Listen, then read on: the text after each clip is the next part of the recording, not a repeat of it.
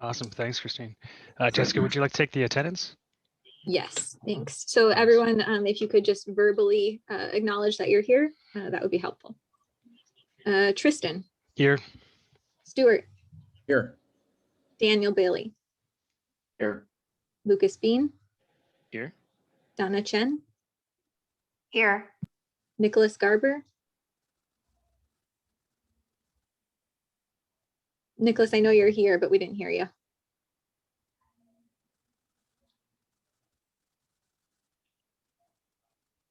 We'll let you practice muting and unmuting, but we know you're here, so we'll move on.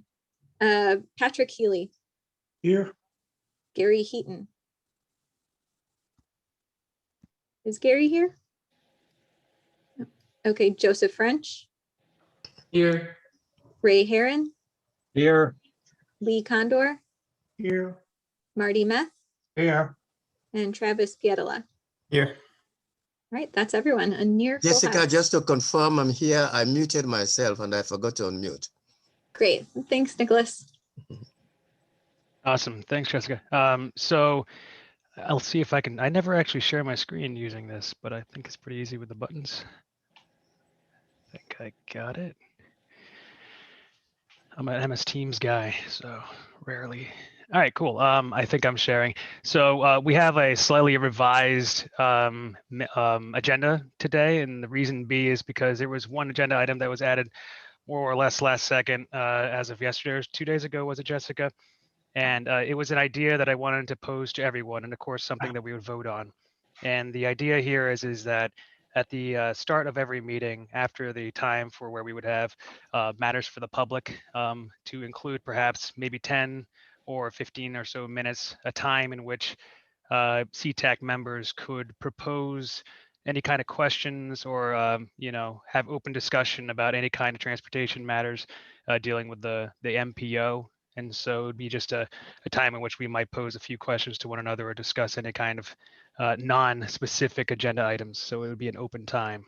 So obviously it would have to be monitored to make sure we don't go over, because we could talk our heads off. I'm sure we're all here because we're interested in transportation at some level, but it would be a time in which we could ask perhaps some questions to the county and the planning commission. So that's the thought that I had. Jessica, is there any other thoughts you would have to layer on top of that? Just noting that we put that at the bottom of the agenda for this particular meeting, but we can move it to the top in the future. And then just noting we also have the election of officers. I didn't know if you wanted to talk more about that or if you wanted me to talk about that. Yeah, so the yearly bring up of election of officers, as I understand it, there is the chair, which is myself, and Stuart, who's the chair, vice chair. And the idea would be is that I think we were supposed to do this last time, but we just got stuck into some in-depth discussions last time on smart scale and such. But this time around, we would like to ask for those maybe once we get to the time frame of later in the meeting. But if you are interested in throwing your hat in the ring, we'll be bringing this up for voting for who would like to be taking on chair and also vice chair. So we could discuss that as well. So those are the two additions to the agenda. So if you like, we can bring those things up in order as we have it here, Jessica. I, for some reason, thought we were bringing up at least that first agenda item about open discussion at the front, but my bad. That's okay. So yeah, thanks for showing everyone this, Tristan. So because we are making changes to the posted agenda, we will need to vote on this. So this would just be like a typical voting procedure. So we'll need a motion and a second, and then we'll take a voice vote. Okay, so would we just do both at once then? Would that be okay? Or do we do? Yes, one yeah, agenda item just. then? Okay, so I mean the question to the to the CTAC is whether or not we would accept these changes to the agenda, and the question is that do you vote yes or no? So I guess we'll go first with yeses. We'll go with voices. Sorry, Tristan, I think, and Sandy, you can correct me if I'm wrong, we do need a motion and a second. I'll move to approve the addition of these two items to the agenda. Thank you. Thank you. All right, so then we'll move into voting then. Isn't there usually then discussion after that? What's that, Patrick? Isn't there usually discussion? motion second discussion or?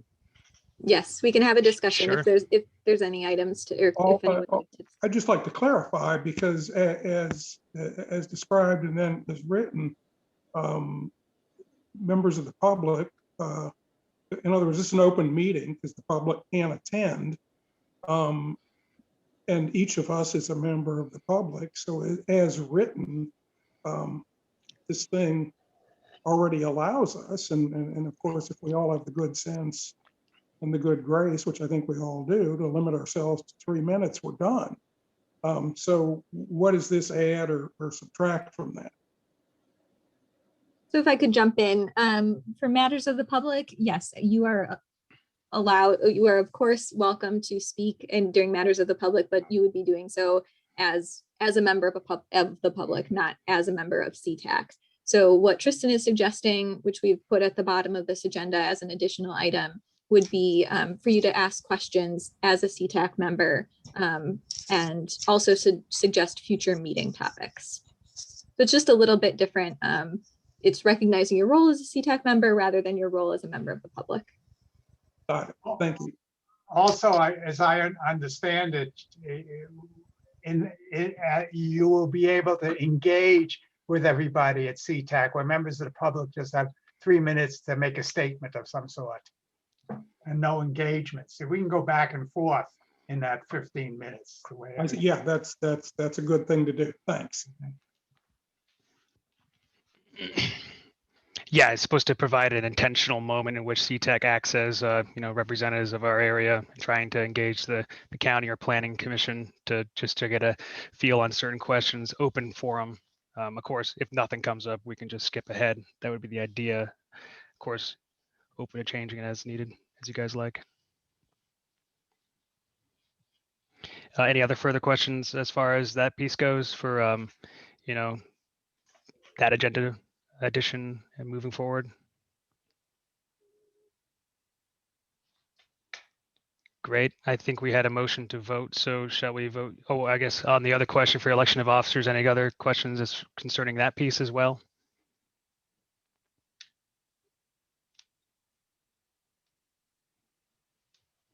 Great. If not, I think then we can move to vote. I think I've said it 3 times, so my bad on jumping on that. But all right. So for those who would say yes to the changes, please say yes. yes, Yes. Thank you. And anyone want to say no to this change or abstain? Sounds like the yeses have it. Jessica? Yep, so we'll go ahead with the revised agenda. Great, sounds good. All right, do you want me to continue sharing my screen? Happy to, otherwise. No, I think everyone has their own agenda. And we'll just note that, we have these additional items. Great, thanks. All right, so with that behind us, I think we're gonna move to the approval of the draft meeting minutes from the last meeting 2 months ago. Were there any questions before we get into any kind of motioning about the meeting minutes from last time? Any concerns? Just like as a quick question for Jessica, I know that you sent out that sort of like little like questionnaire on whether we would be into like whatever kind of new meeting structure. Did you learn anything from that? Sorry, I'm eating grapes. That's okay. Yes, and that's going to be later in the meeting. I'll go over the results of that survey, but thanks for bringing it up. Cool. Any other discussion on the meeting minutes? Otherwise, do we hear a motion to vote for this approval? I make a motion, we approve the minutes as written. I second. Sounds good. May we have the yes votes, please? Yeah. Yes. Yes. Yes. Thanks. Anyone say no? All right, Jessica, I think we're good on that as well. Great. All right. So I think we're on to our third item on the revised agenda, which is the MPO leadership transition. I think Christine, this is for you. Sure. I just wanted to come and introduce myself for those of you that haven't met me yet. I am the new interim executive director here at TJPDC, taking on Chip's role where he was at the organization. Prior to serving in this interim role, I was the chief operating officer here, and I directed the housing program. So I'll be here intermittently in these meetings as I'm available and able to come, but I'm really looking forward to working with all of you. And you know, I've definitely learned a lot very quickly about both the MPO and the MPO tech. And so now I'm really excited to learn more about the direction and the charge of the Citizens Advisory Committee. So I appreciate you letting me just say a couple words. And if you have any questions, I'll take them. Otherwise, I'm going to mute and listen and learn. Well, welcome, Christine. Thank you. Thank you. All right. Any other questions or discussion items for Christine for part of this transition? If not, thanks, Christine. I think the next item is the election of officers. Tristan, I'm just going to jump in. I wanted to give Daniel a chance to just introduce himself really quickly. Daniel's our newest member of CTAC. So Daniel, if you just want to say who you're representing and maybe a fun fact about yourself and why you're interested in being on CTAC.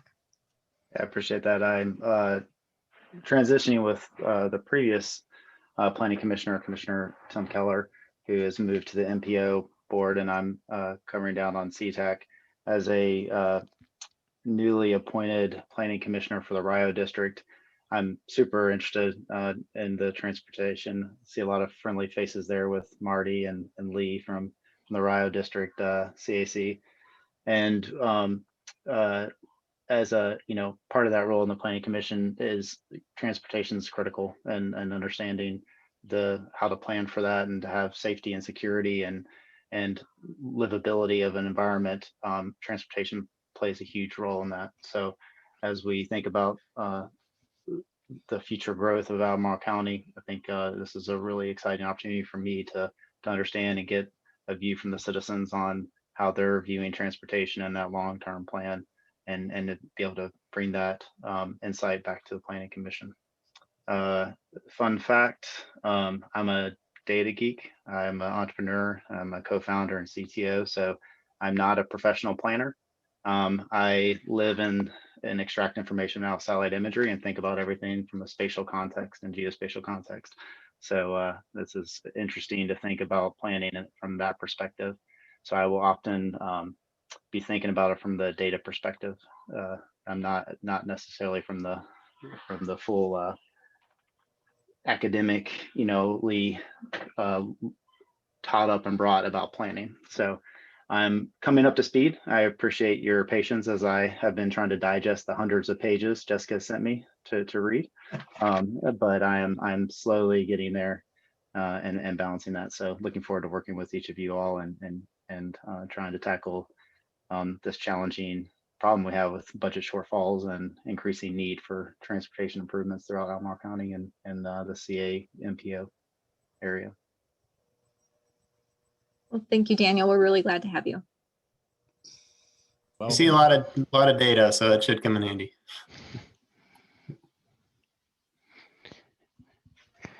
Great.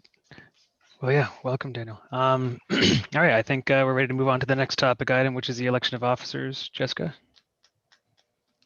Yeah, so in short, CTAC has two officers, the chair and vice chair. Tristan and Stuart are our chair and vice chair right now.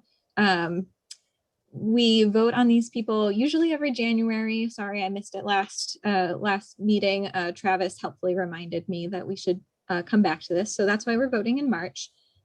These officers will continue in their role as chair and vice chair through the rest of the calendar year. And then we'll vote again in January, assuming I remember in January. So at this point, I think we would like to hear from anyone who is interested in taking on these roles. Tristan and Stuart, you are also welcome to speak up and say that you enjoy these roles and want to continue in them. So I'll just leave the floor open for anyone who would like to speak up. First of all, Jessica, can I ask a question? Is there a limitation on the duration and the tenure of anyone? Or is there any, I don't remember reading anything concerning that. That's a really good question. And no, there's nothing in our bylaws that says that. I'm gonna triple check that, but there isn't.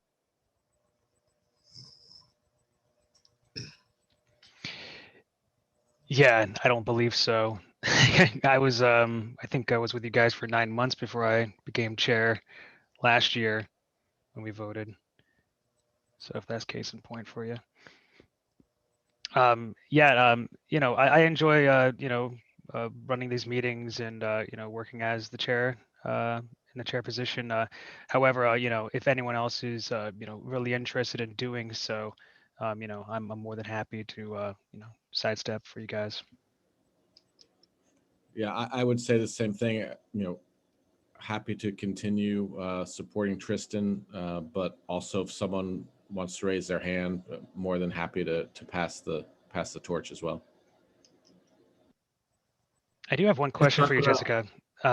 Is for whomever takes over these roles that Stuart and I have, once things reopen, are we going to be expecting to finally be able to start attending those MPOs again, and when those might be coming back online? Because like that was one of the thoughts about, part of this role is to also be attending those other, planning meetings. And so, I know it's voluntary, but, obviously that's something that would be a good thing if you're in this role. So I remember asking that question, what else is there to do besides these meetings, and that was one of them. But unfortunately, ever since, a couple months in, we were also faced with COVID. So do we know if that's going to be continuing anytime soon, or the reopening of the county? I know it's a bigger question than this, but, do we have any expectation of this?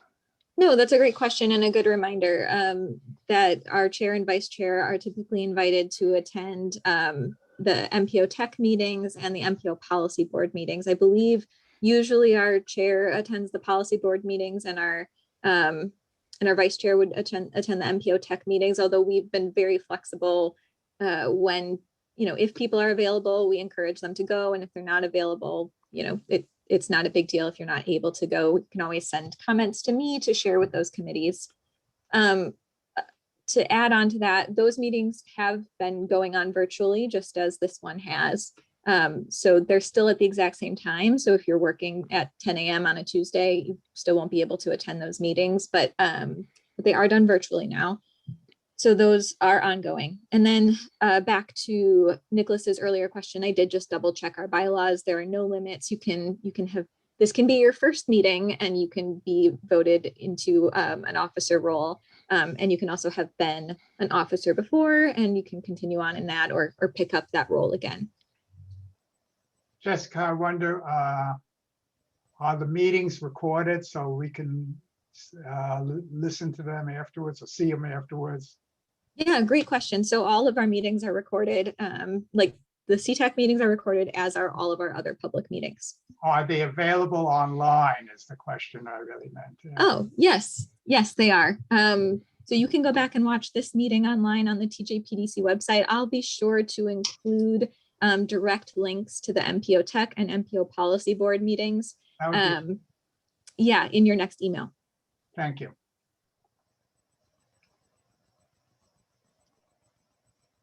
Could you guys talk about, like, do you guys prep anything before the meetings? Are there any responsibilities? Yes. So in a perfect world, Tristan, Stuart, and I would be meeting to set an agenda, or at least be, Tristan and Stuart could send me email topics, which Tristan has done before, and I think Stuart has done as well. But like I said, in a perfect world, we'd find a half an hour to meet together, either in person or virtually, to set the agenda together. Yeah, so if you want to know what it looks like, sometimes is Jessica and Sandy will send that agenda, and then if Stuart and I have any questions, we might be able to say, hey, could this be included, or hey, is this something that needs to be reworded, or whatever it might be, just questions. And so it's a part of it is helping set the agenda with the the county and planning commission.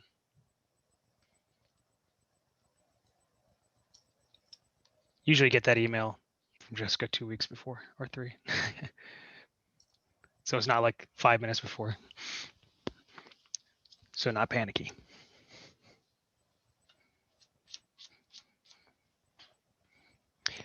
All right, is anyone interested in throwing their hats in the ring, if you will, for either chair or vice chair. May I move that we retain the current chair and vice chair for another year? Second. I'll Second, second yeah. that. Yeah. Okay. Any discussion, any questions before we get into voting?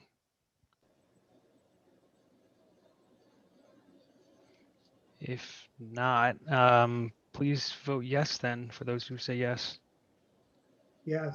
Yes. Yeah. Aye. Got an eye in there. All right, cool. And then any no's or abstains?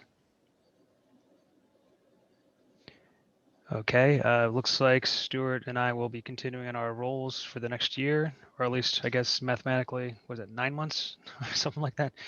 So, or 10, excuse me. Wow. So yeah, thanks everyone. I think we're good on that topic you. then, Jessica. Yeah, thank you. Yep, and congratulations, Tristan and Stuart. I'm glad to be working with you again. Thanks. Likewise, thank you. Great. So I think the fourth item is the public participation plan. Lucinda?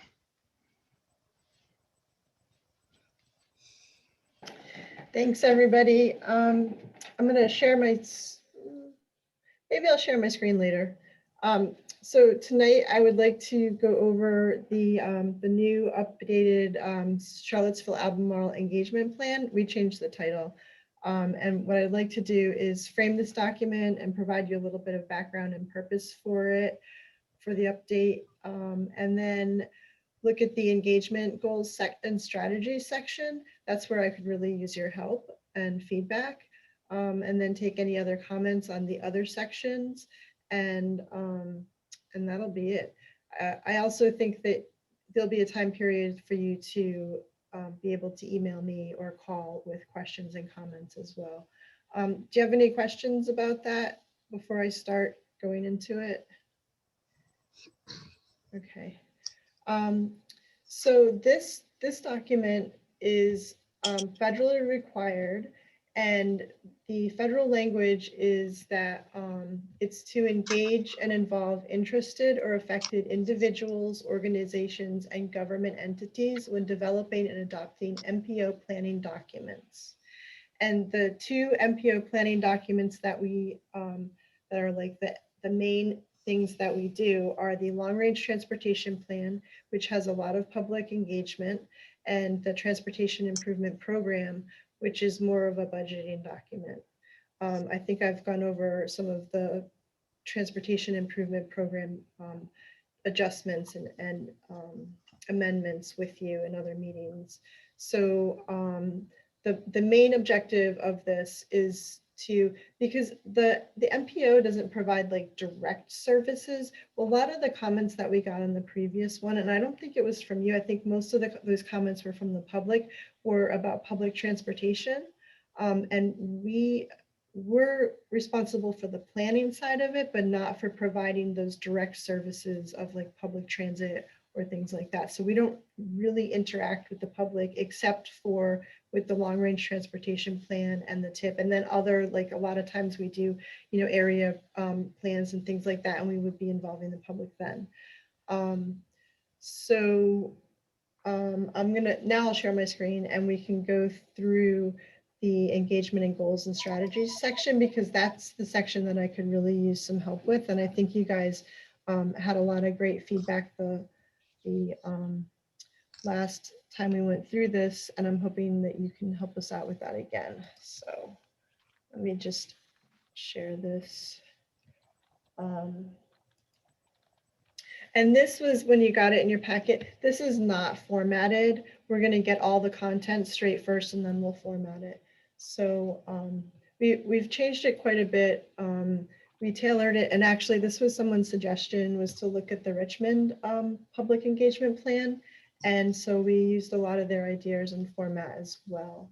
So, and this has some background if you have actually it'd be really good for new people, because it talks about what the MPO does and what our goals and strategies and what types of planning documents and roles that we play in transportation planning.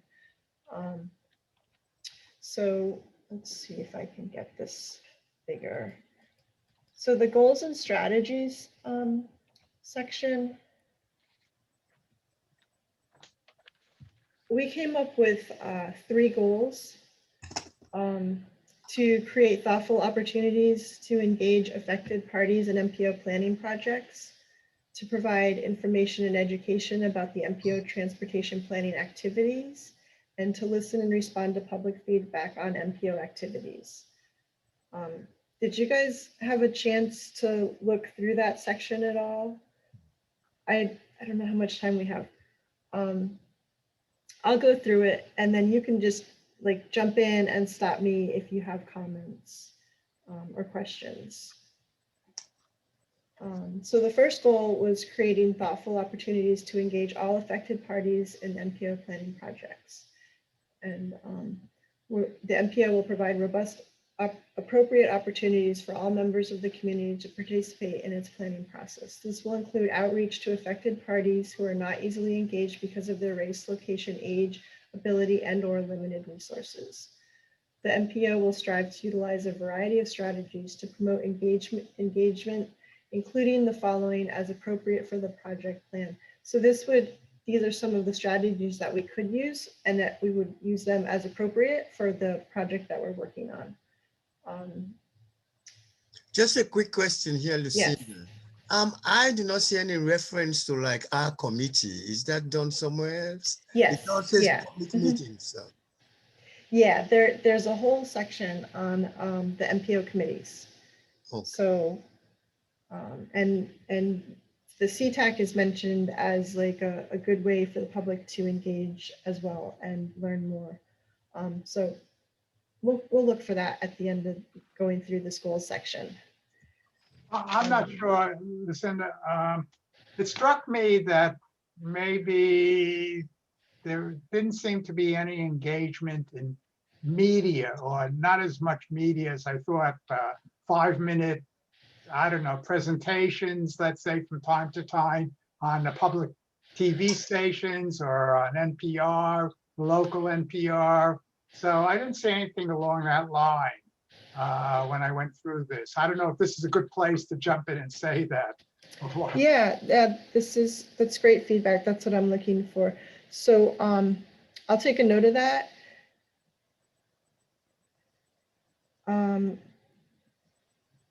We have I'll second that. In terms of media, I didn't see that, and media itself has needs and is starved for content, you know, in a 24-hour news cycle. So there are on TV, there's local morning shows. There is on both AM and FM radio. So that would be a good thing to do. And of course, the most popular media now is online. So there are a number of people who do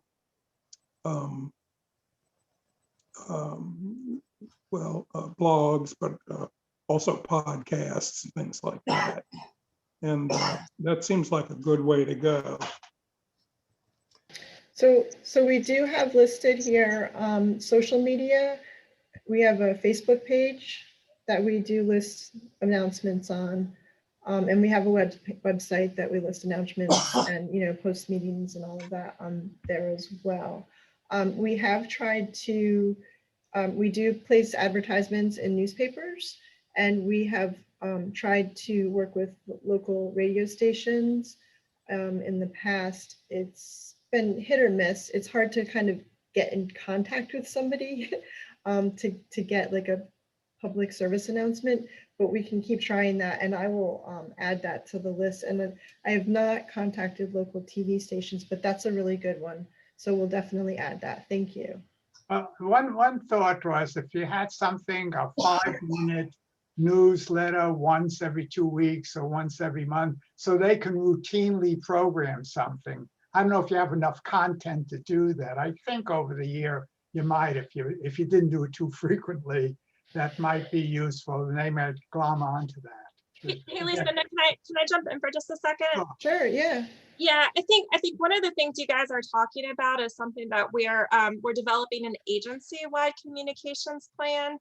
And so some of the strategies that you all are talking about are things that we're working to do that will include a lot of the MPO activities in addition to the other content that we're doing. And then I think as far as the news media, one of the things that we're also going to make a bigger effort towards is using press releases to at least make sure that the media channels are aware of the initiatives and the activities that are happening right now. So I think we can certainly add that here as well, but I think for some of these, it's going to make more sense for us to do that as an agency versus being so narrowly focused on MPO activities. I just had two quick additional points. One, building off of that, I know we've also talked in the past about trying to get out more to like community events, things like TomTom, things like that. And I think we actually may mention that later in the engagement plan, but it may be worth bringing up into this section too. The only other point I had was under that, the third section on engaging historically underserved populations. Just about that third bullet, partner with service organizations that serve historically underserved. I'm not sure the service, that first service is needed. It seems to kind of limit that, what that applies to. And it seems like kind of any organization that represents or works with those communities would be helpful there. Can you say that again? Sure. That so subsection 3, that third bullet says partner with service organizations that serve historically. Oh no. Sorry, under point 1. Oh, I see. Yep. Okay. Yeah, that one. All right. Just service organization seemed like a kind of a limited subset when I wasn't sure why we would limit that. So are you, I'd say just partner with suggesting? organizations that serve, or organizations that serve and or okay. represent. I think it was the service organizations that put me up there. Yeah, I could see that. We'll take that out. Thanks. Yeah. Thank you. Anything Not else super- on this section? It's not super, I hate to be that person, but CTAC is used as an acronym here, and it's not actually denoted as an acronym in the first page. Okay. And MPO Tech is referred to as the technical committee when you introduce the structure of the whole MPO. So if you wanted to add those acronyms on page 1, just for clarity for someone who's new to the game like myself. Yeah, no, that's really good. Thank you. That's sorry, it says actually on page 3 is where it's introduced as the governing body, but neither of those acronyms are used or denoted. Yeah, thank you. Anything else on this section before we move on to the next one?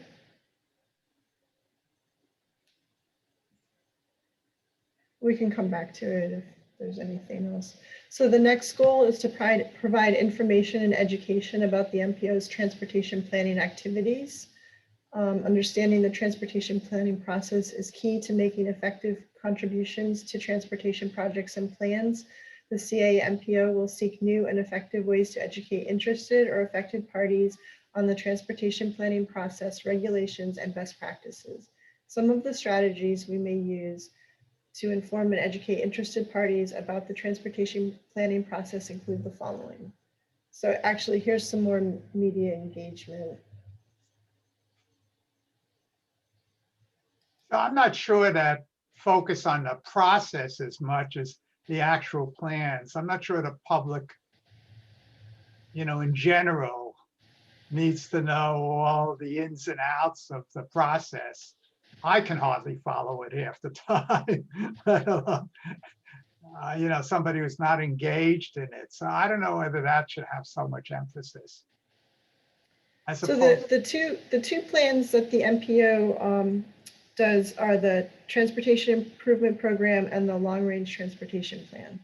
If you're looking for like intersection plans or public transit plans, those would be with the county, city, Sure. or state.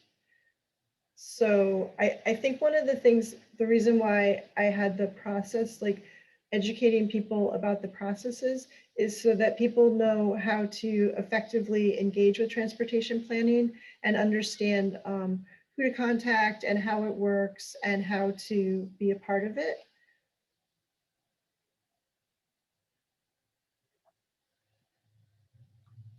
But is there a way that you would reward it?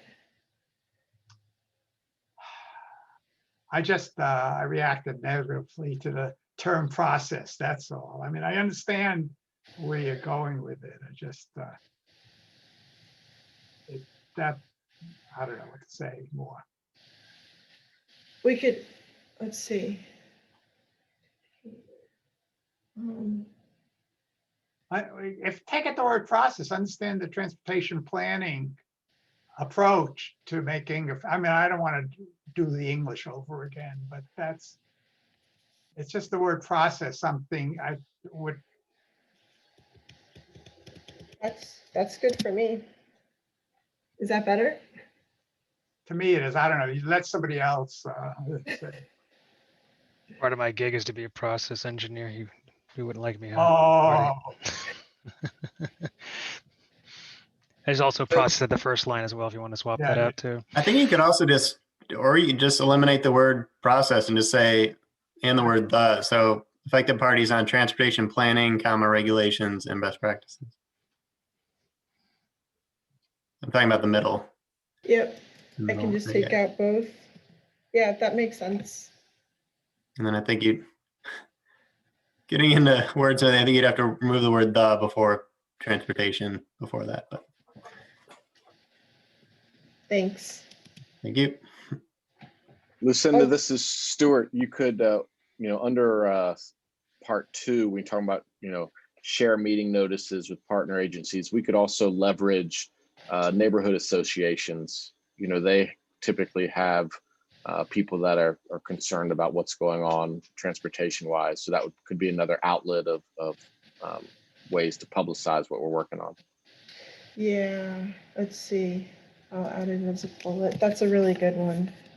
Is it neighborhood associations? Yeah. I don't know how many there are off the top of my head, but I assume that most of the area is represented. And I might just suggest adding just organizations or local organizations too. So maybe local organizations and neighborhood associations. that's great. Yeah, I'll go through and like rewordsmith this and fix it up if I miss something.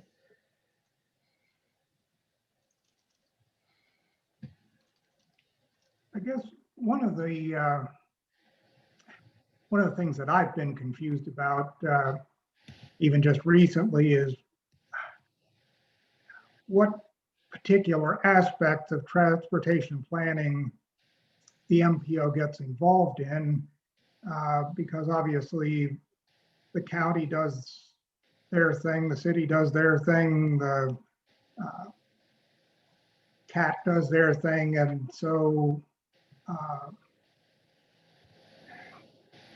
are we really trying to engage the public in those aspects of transportation planning, or only the transportation planning that the MPO chooses to involve itself in? So the MPO does the long range transportation plan, which encompasses the entire MPO area. So if a project is not in that plan, then it can't get funded through the state and the federal funding streams. So we kind of tie them all together in a really long range document, looking out through like kind of the long-term goals and priorities of the community. And with the long range transportation plan, we do a lot of public engagement to kind of get the goals and objectives from the community as to what they feel are the top priorities for our area in transportation. And then we work to come up with some alternatives and projects for that. And then we list them in priorities based on the feedback that we got from the public. So that's kind of how we interact with the state, with the local governments, is that we have that list of priorities and project areas, and then they can decide, kind of more details about the projects and which ones they would like to fund and work on in what order. We kind of it's kind of just a guiding document. The long range transportation plan guides that process for everybody in the MPO area. We do some public engagement, like with Smart Scale. We have a couple slots. We have 4 slots. The MPO has 4 slots where we can apply. We typically apply for projects that the county or the city request us, ask us to reply for, because we all work together and collaborate with each other. So it's like no one's working in a silo. We're all kind of working together. So we choose a regional transportation project based on, kind of input from the city and the county, and apply for, on their behalf for Smart Scale through that. So we can have some selection in those Smart Scale projects, and we also try to engage the public. And we're going to try, from feedback from everybody, we're going to try and increase the public participation on those Smart Scale projects ahead of time and have more time for public input on those projects. So we do some public engagement around transportation projects, but it's limited to ones that we're directly involved with, like the Smart Scale applications. Okay, I see what you're saying. Well, how does that relate to VTrans? Because VTrans also identifies things that need work, and I guess they make some effort to publicize what they're doing, but unless you listen to what they say and go on their website and dig through the maps, it's really hard to pick it out. But I'm just wondering how the MPO fits into all that, because obviously the county and the city can do their own Smart Scale applications and get funding from the state for projects without any help from MPO. And then you've got VTrans, which kind of dictates I guess maybe shorter range problem areas or whatever. But yeah, that's the part, like I say, that I'm confused about. I think that, and I don't want to derail your discussion here, because I know what you're focusing on is specifically what the MPO is involved in and how you engage the public in that. But I'm, where the boundaries are between the state and the municipalities, the county and the city, and entities like CAT, that's where it gets confusing. That's kind of what I was talking about earlier about the planning process, where like your questions are kind of what I want to help educate the public about planning process, like these questions here. So VTrans is the state's long range transportation plan. And then our long range transportation plan is for our MPO area. And we work together with the state on the TIP, the Transportation Improvement Program, and the long range transportation plan. And our long range transportation plan has to correspond with the state's long range transportation plan, or VTrans. So they're kind of the same. VTrans includes all of the MPO areas transportation plans for everybody, but they definitely relate. And if a project isn't in the state VTrans plan, it's not going to get funded. So our projects will definitely align with theirs. I was going to ask, wasn't it mentioned in the uniform work program that an intern developed kind of 101 documents for some of these? That it may be helpful to kind of recirculate those, or the link for where those are on the website. Yeah, I can send the link to Jessica. It's on the website, but sometimes it's hard to find things on there. And this document here has a lot of that kind of outline of how the transportation planning process works for the MPO, and what documents we work on, and what those documents are, and how they work, and how we engage the public in them. So that should also be really helpful too. Any other comments on the second goal?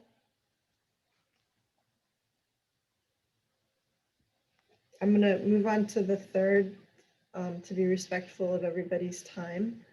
And so number 3 is listen and respond to feedback on MPO activities. So just gonna, oh, there we go. Okay. Effective engagement is a two-way street that requires empowering the interested and affected individuals, organizations, and government entities with easily understandable information and listening and responding to comments and feedback. This is especially important for plans and processes that may have impacts for historically underserved communities or populations. When developing transportation plans for areas where historically underserved populations are likely to be impacted, the MPO will communicate with interested parties and leaders in the community to hear what they want in their neighborhood. Some strategies that the MPO will employ to listen and respond to feedback include the following. So one of the things, I'm a communications, some of my past jobs have been in communications, and I think it's really important to not only provide information, but to listen to the feedback from the public. So I really want to make sure that we actively have a two-way street with communication. So we're not just sending information out there, but we're also listening to the feedback and being responsive to it. So that's kind of what this goal is.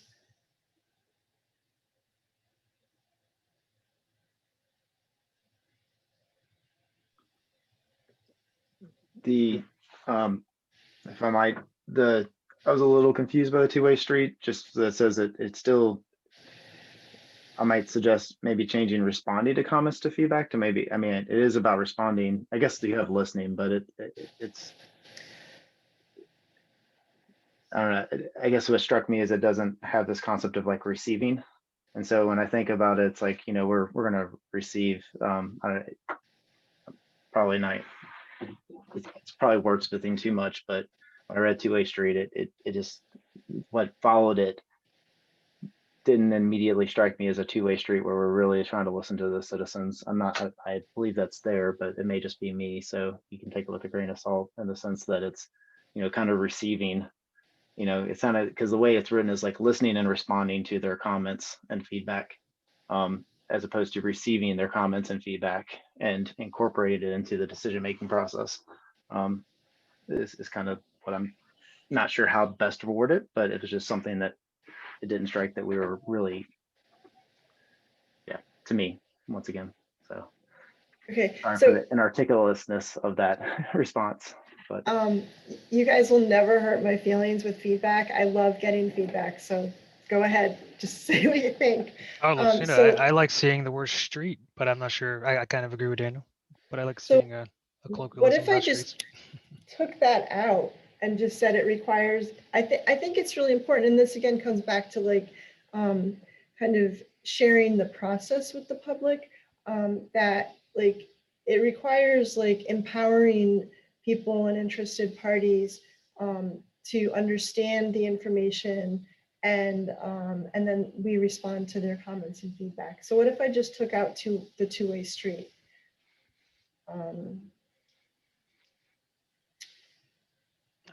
Well, I mean, not to add too much because I know we're getting over time in the agenda here, but you know, you can also say engaging. So listening and engaging. You know, I think it's just a stronger word, but that's just these are all opinionated things, right? Subjective.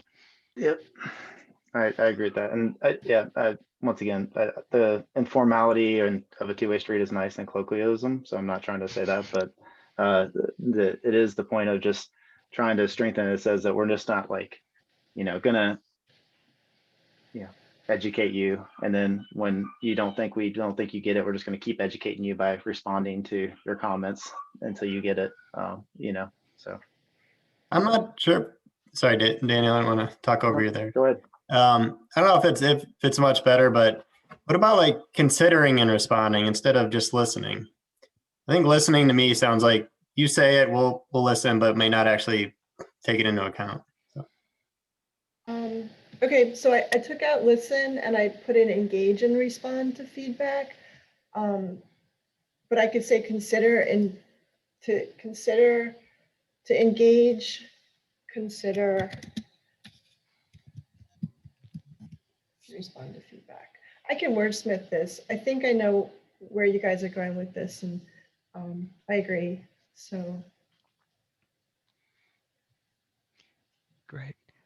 Lucinda, just being cognizant of the time, I think we're about 10 over on this agenda item. Is there anything else we need to look at? Yeah, there's one for the other next- thing I've seen here, based on what we've already done, editing beforehand or suggestions which were accepted. It looks like under number one of the one parenthetical, be accessible is where I am. Staff will be available to meet with stakeholders, partners, historically underserved communities. And then at other times down below, for instance, number 2A, public feedback, or that staff will be available. B, staff will be available in normal business hours. What's locked out of A, number 1A there, is public. And if you're going to reach out to neighborhood associations, regardless of their historical service record, or whether or not they happen to be a stakeholder, whatever that might be, then I think public belongs in there, in that 1A as well, to just kind of keep it consistent. So in settings and times that are convenient to the stakeholders, public, Yeah. partners. And I somewhere understand you're not going to have time. You're going to have to get with, let's say the stakeholders is the local chamber of commerce. You're going to have to get with them, your partners or VDOT and so on. And there's a focus on underserved communities for good reason. But since you can be available, not necessarily will always be, but since you can go to places convenient to the public, or set up a Zoom meeting or even just a conference call with the board of a neighborhood association, you are therefore also available to the public. I guess that's my point.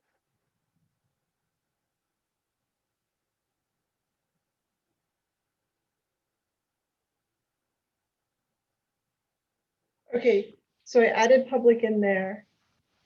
I think that the number B, the 1B bullet, is more just in general if people are going to have questions or comments and expect us to be available, like kind of like a walk-in, but where somebody just like decides that they're going to call and it's not pre-arranged, then we're only going to be in the office and answering our phones during. Yeah, sure. But yeah, the rest of that makes sense. It's just the public part. Yeah. Sure. I mean, if they call up and they want to talk to you and you're in a meeting, you're not going to talk to them then. And if they call when the office is closed, they're not going to talk to anybody. Yeah. Okay. Thank you. Yeah, thank you. Well, this is really good. Thank you, guys. And please feel free to email or call me and send me more comments or questions. All right, thanks. I had one question, and it's not up on the screen. It was on page 9. There was something there I didn't understand. Let's see here.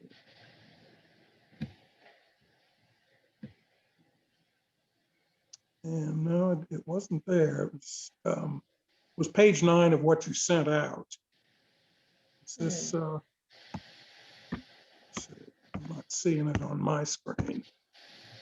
It was a recommendation to, and I'm paraphrasing here, something like generalizing and eliminating specifics from, or names or something from communication. I didn't quite understand if one of the things you're seeking in public engagement is transparency. And then there was this thing on according to my notes, page 9, that called for sounded kind of like an obfuscation. So I wonder if you can find that. It looks like it's on page 9 of the packet. It's the memo, Lucinda, that precedes this draft. And it looks like the last bullet in the background It section was is what the he's last, referring to. yeah, you're right. It was a memo and it was like, you know, we gotta do this, we gotta do that, and generalize and eliminate names. I thought, what does that mean?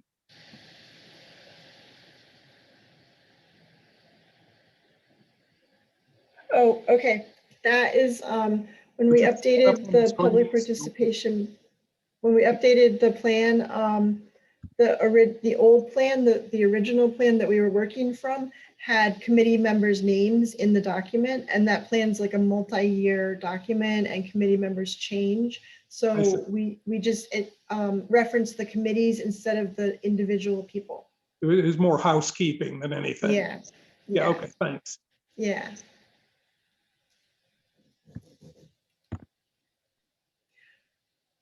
All right, I'm gonna make these changes and then I'm gonna put the plan, I'll wait like a couple weeks in case you guys have any other comments. And then we'll put the plan out for public comment on the website and using all of these great ways to reach out to the public and also share that with the other MPO committees. Thanks, you guys. I really appreciate your help with this. I think we've made it a much better document. Great, thanks, Lucinda. I think that concludes that piece of our agenda. Moving to the next one is a unified planning work program. Sandy? Or let me see if I can share my screen here. Thanks. And while that's loading, Jessica, it looks like we're behind by about 15 minutes. Is there anything, just want to make sure we're keeping track of that? Yeah, no, we'll just keep moving forward and see where we land closer to 8:30. Cool, thanks. All right, are you guys seeing the presentation now? Yes. Great. So for those of you who are new, first of all, I apologize because there are a ton of acronyms when it comes to transportation programming. So I'm going to do my best to make sure that I'm not assuming that you have any background information to start out with. Please stop me if there's something that you don't understand that I haven't explained. So what we are talking about today is the Unified Planning Work Program, referred to as the UPWP. And basically, this is the work plan that the MPO has to produce to comply with the requirements to receive funding to basically operate the MPO planning program. We receive funding from the federal government. And so we have federal regulations that we're required to meet as a condition of receiving that funding. That's part of what the public engagement is it's actually a federally required document to show that we're in compliance in order to be recipients of this funding. So 80% of the funding for the MPO comes from federal government sources. That's the Federal Highway Administration and the Federal Transit Administration. From that, we're matched with a 10% amount from our state agencies, which is the Department of Transportation and the Department of Rail and Public Transportation. So each of the state counterparts give a 10% match to what the federal government gives us. And then we also contribute a local match of 10% of the total amount. So that's what makes up the budget. In addition to what we are given as far as for our programming purposes, VDOT also has an additional line item in that budget for their staff to support the MPO. So our total budget for our staff and our programming is $320,792 for this fiscal year. That does not include VDOT staff time that is paid for out of that VDOT budget. So that shows up in the work plan. That is not funding that comes through the MPO though. The funding that comes through the MPO is at $320,000. So we talked a little bit last, January about the development of the work program for fiscal year 22. For those of you that were in attendance there at that meeting, we had a really good discussion. Some of this was tweaked a little bit from what we had talked about initially. But what we did was we went through and we identified the line items that we are required to include in order to maintain, meet those federal requirements and keep just the MPO operational. Those are mostly the administrative tasks, things like making sure we submit monthly invoices and making sure that we produce our work plans and things like that are all covered. Make sure we're staffing meetings, make sure that all of those are covered first. And then we had some planning projects that were already underway, like the North 29 corridor study. So we wanted to go ahead and make sure that we programmed that in order to start it this fiscal year and complete it in FY22. As you'll recall, we had also identified a couple of things that we thought was going to be really important to go ahead and do now that would set us up to be successful in the future, especially given that we're having some changes in our leadership with our agency and in preparation for our next update for the long range transportation plan. That's what LRTP stands for, is long range transportation plan. So we wanted to make sure that we went ahead and programmed for those. So we have just some funding right here to do some scoping for the long range transportation plan in order to make sure that when we actually need to get started with that, that we have the resources in place and we know what it's going to look like to start that planning process. And then we also wanted to go ahead and allocate resources to do a strategic plan. There was one done for 2017 through 2019. We're a little out of date on that, but we wanted to go ahead and make sure that as there's been a lot of transition, that we have an opportunity to go back and get everybody's thoughts on what their priorities are for the MPO, define who it is that we're trying to service as we go throughout these planning processes that were required, and just to have an opportunity to make sure that we're all on the same page and can communicate where it is that we want to go. And then you might recall, and I'll come back to this at the next slide, you'll recall that we also had this to be determined pot of money after we accounted for all of those things that our staff had identified as being high priority needs based on sort of our understanding of the operations for the MPO and what we knew was coming down the pike. We had this funding of about $50,000 that we wanted to, that we had some discretion over where it could be spent. In the short range planning, we won't need as much funding for the transportation improvement plan because it's not an update. This is going to be maintenance. So we were able to reduce that budget line item a little bit. We updated the amount of funding we're allocating to support smart scale application development. We've been talking about that process. We'll talk about that a little bit more. And then the rest of these are pretty standard things that we just include, things to support the regional transit partnership, travel demand management, so promoting things jointly with rideshare, like carpooling, van pooling, telework, those kinds of things, and general support for bike and pedestrian programming and planning efforts that maybe we don't know exactly what those needs are going to be right now, but we know that every year we have them, and so we put them in the budget.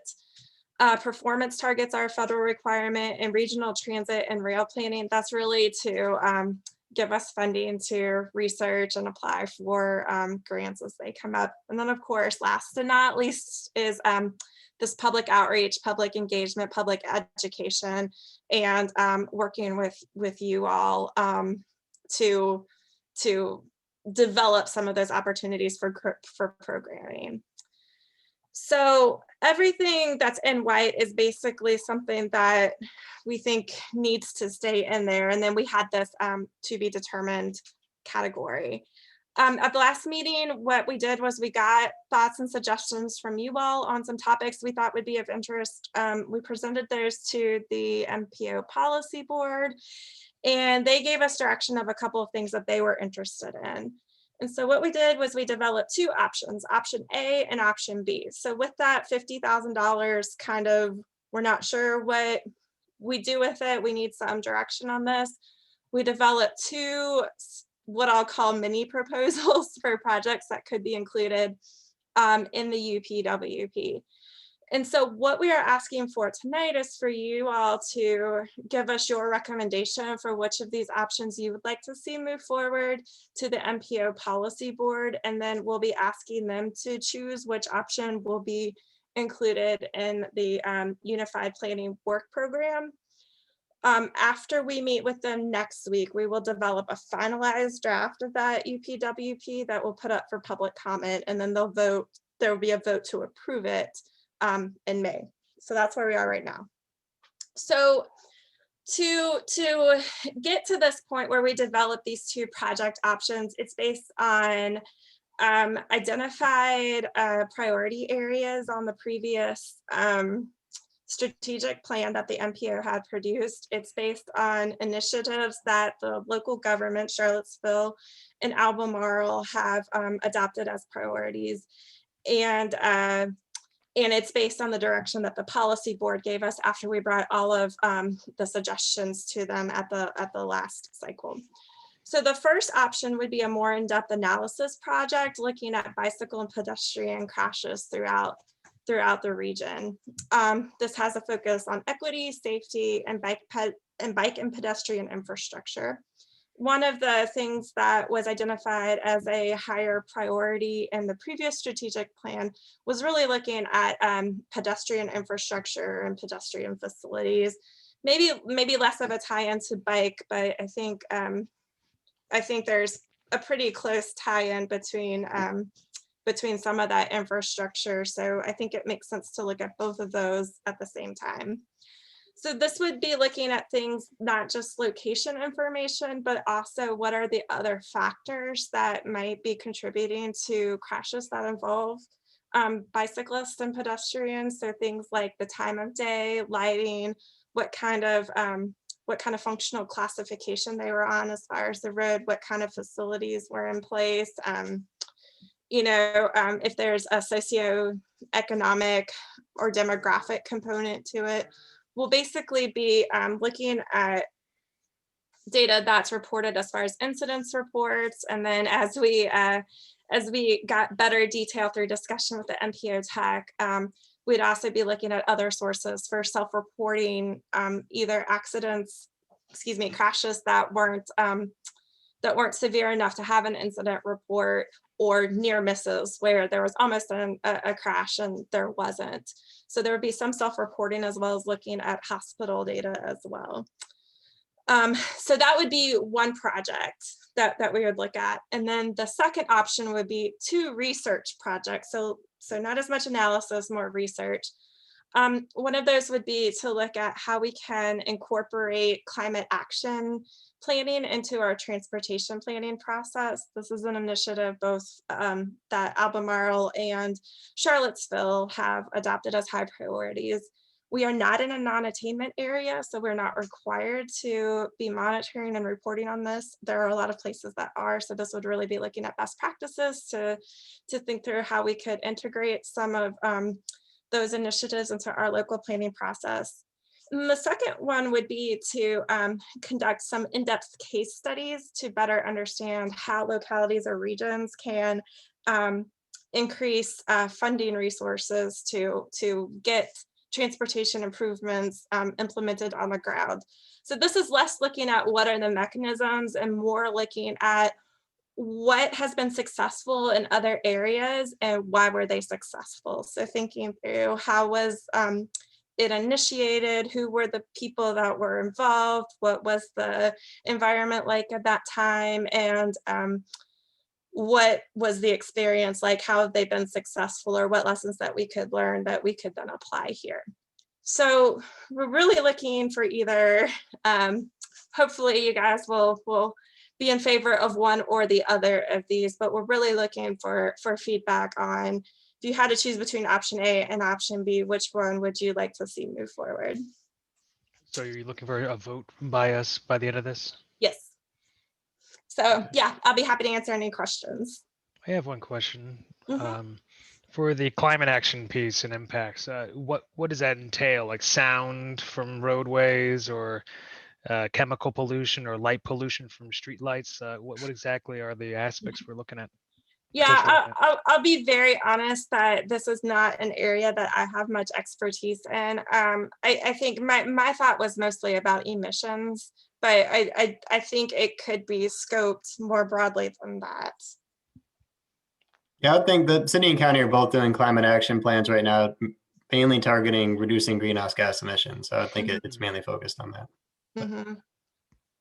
Sandy, the budget estimates, Mm-hmm. any sense what those are based on? Are those purely just estimates, or is there something behind there? Nope, those are just best guesses. Yeah, I mean, it's really based on what we have. I forget. I think we know that to do the bicycle and pedestrian crash analysis, that we would need some sort of technical support for that. So it's an approximate guess. Yeah, and would the group safely assume that some aspect of the climate action impacts would include pedestrian and bicyclist analysis? Yeah, I don't think it would be like a crash analysis, but I think it would be looking at, it would definitely be looking at what are the planning factors that are being included in these plans that are contributing to a reduction in greenhouse gas emissions. And so a lot of that would have to be alternative transportation, things like transit and ride sharing and bike ped. Yeah, so forward looking as opposed to what's happening now and why. Correct, yeah. So Cindy, you want to go first, Lee? Go ahead. Well, I was just going to say that you've already spent some effort on gathering data about bicycle and pedestrian frequency of use at certain locations. And I think option A could build on that and include that and perhaps further that. So maybe option A could be broadened a little bit to not just look at crashes, but just how much use is there,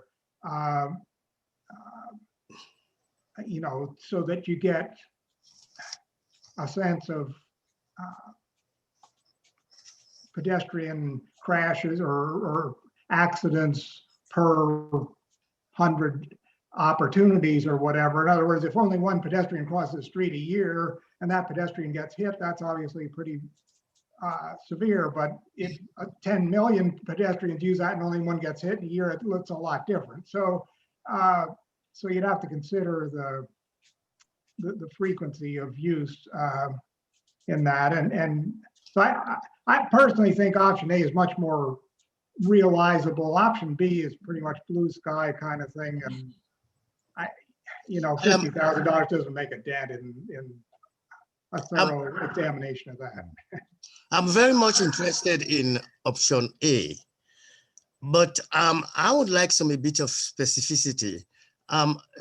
When you say crash and pedestrian crashes, are you talking of only crash and pedestrian involved crashes, or automobile and pedestrian, automobile and bicycles and pedestrians? Can you clarify that for me? Yeah, the incidents reports largely would be crashes between a vehicle and a bicycle or a pedestrian. I actually don't know if like a bicycle and a pedestrian involved crash would be reported in the VDOT system the same way. The answer is no. Yeah. Sorry. So I'm going to chime in a little bit here that I do generally support the option A's overall idea better, because I think as bicycle and pedestrian crash rates rise locally, I think there's something we can really do about finding out what are the factors of the local locations that really lead to these high crash rates. Because I do think that, especially the part one of option B, I almost feel like that's something that, you know, in terms of like at the federal level or at the state level, someone's going to issue some guidance for how to incorporate these best research practices. And for $30,000, it's probably impossible to do a comprehensive assessment of what every MPO around the country is doing. So I feel like it's a little bit of a mismatch for the budget. But so option A is something that bicycle and pedestrian crash analysis is something that I've worked in deeply as a researcher. In 2018, we actually took all of the VDOT bicycle crash data and analyzed it specifically for things like, is it lighting? Is it weather? Is it grade? Is it curves? What is it? Is it helmet use that impacted injury severity? And one of the hardest things about both pedestrian and bicyclists is that the quality of the data is not very good of what's in the database, because those databases are created for automobile crashes. So for one, you don't even enter the database unless you've caused a minimum of like $3,500 worth of damage or something, and not that many bikes cost that much. So as you can imagine, a lot of pedestrian and bike crashes, unless they involve a severe injury, do not, with a vehicle, they don't make it into the database. And then what you mentioned about near misses, this is a key part of the data that we're really missing. What happens when there's almost an accident, but it doesn't make it into the database. So then the following year, we did like a survey of almost 1,000 cyclists around the state, asking them to self-report their crash histories. And, these two papers are out and I can forward them to you. But I guess my point is that I feel like at the local level, it's not possible for us in this region to get a large enough sample of data for either bicyclist or pedestrian crashes to really make a dent into this question that you're trying to answer. In fact, I would say that since our report isn't that old, probably a lot of that stuff still applies to the crashes today. But what might be really useful is spending the budget on reaching out to the public and asking them, what is it that's, barring them from wanting to, what is it that they feel unsafe when they walk or bike? And for bicycling especially, what's sort of preventing them from wanting to bike if they're interested but hesitant about doing so, and sort of specific infrastructure needs at specific locations that we could talk to the public about. I think here you might be able to uncover, not as large of a sample, but more deeper information than what's publicly available now in the databases that my students and I have been trying to analyze and have found to be rather insufficient, to be honest. That's really helpful. I think that's one of the things that at the MPO TAC they had also suggested, if the data isn't good and isn't giving you the answers, then that would also be really helpful to know how can we get better data to better answer those questions. So I think that gives us a really good direction that we could take this. But another important factor is at the location. There are certain locations which are very dangerous for bicycles and pedestrians. And if you ask just general questions to the public, you may not be able to get any information in that.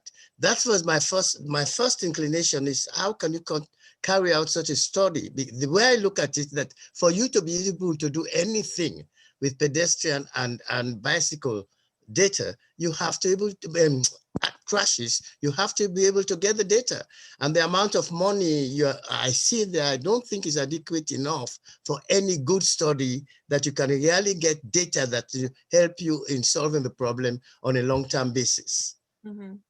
I'd like to add to those two comments because I agree with both of them in terms of studying this thing and trying to get good data. But my focus is more on the safety. You have focus on equity, safety. Safety, to me, the ultimate bike safety is to remove the bikes from traffic. And I think there is an enormous potential in this community that's hardly been scratched. And I know, at least here in the city, it is a frustration for their trails guy, but greenways, trails, in other words, rather than taking a traffic look at it, take a Parks and Rec look at it and try to give people ways to get from where they live to where they work off-road. Or as we've seen in say along Avon Street in the county, within the urban ring, or the John Warner Parkway, incorporate that. You also see that in planned unit subdivisions like Old Trail in Crozet or Forest Lakes in northern Albemarle. where there are multi-use trails, which are always in use, as opposed to here in the city where I live, very few people in bike lanes. So if perhaps some of this budget in studying that, rather than trying to tease out better data from what is in fact a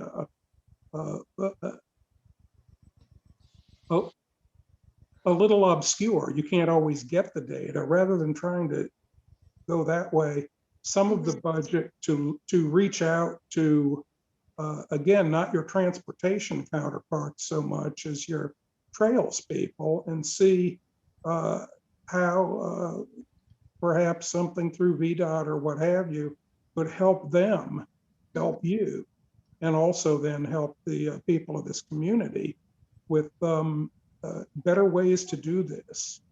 So that's something I don't know whether that's within possible the way you envision this, but broadly speaking, I'm more on option A than option B as well. But yeah, these haven't been fully scoped out or anything yet. We're just yeah. And I don't know enough about MPO, although I've heard discussions of these things at MPO meetings.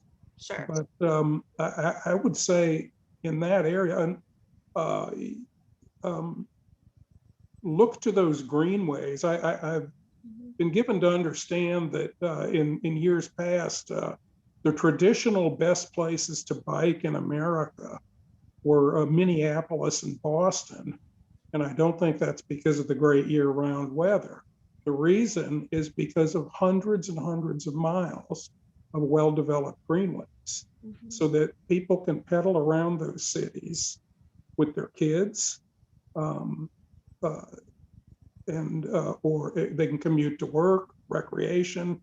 You know, it serves a lot of good purposes.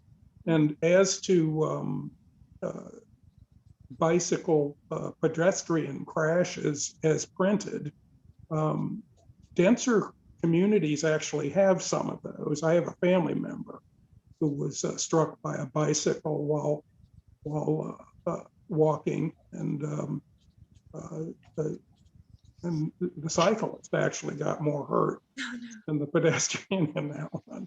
But when the downtown mall was designed, and there was great discussion at that time. At that time, there was no internet. I don't think there were even fax machines, and yet everybody still needed documentation. The MPO, real estate closing, architects, bankers, everybody needed documentation.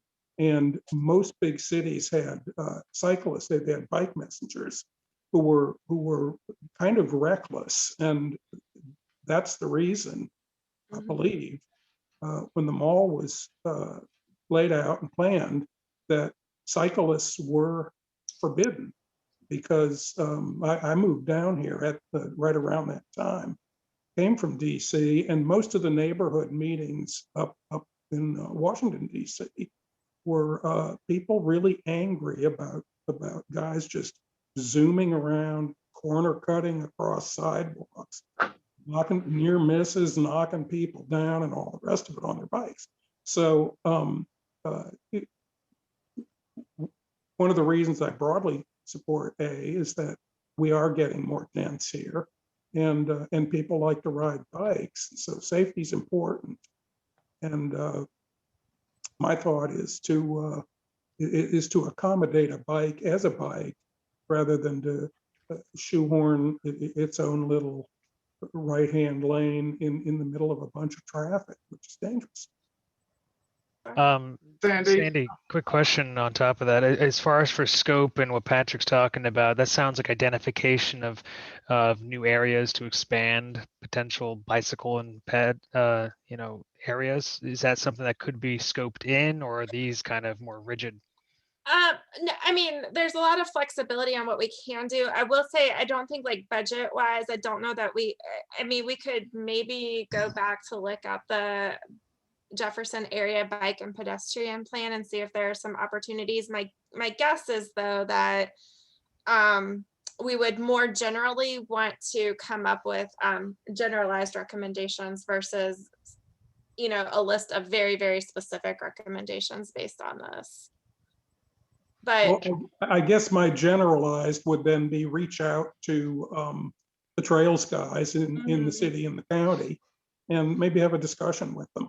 sure. And you know, while you're doing the other things you're doing focused on equity and safety or bike Sure. pit. No, that makes sense. So Sandy, I have some reaction too, a little bit different. Okay.